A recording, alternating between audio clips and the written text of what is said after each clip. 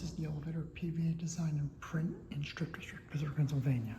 It's an Otis Series 1, newer one from the late 90s, early 2000s. Drawbar doesn't sound good. Some of it was broken the last time I was in the Strip District, but it's working now. Up to 4. I think they're actually on 2. I don't think there's anything on 3 and 4. Oh, well, here we go. Whoa, hasn't been used in a while.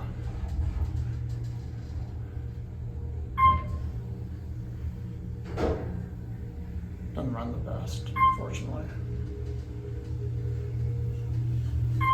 Or 4, I think this floor is empty. Same for 3.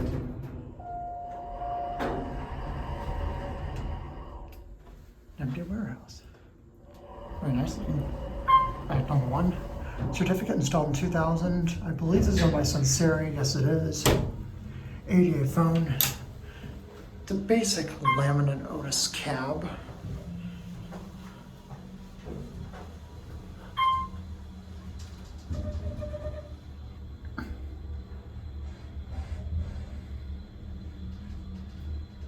You're right at 1.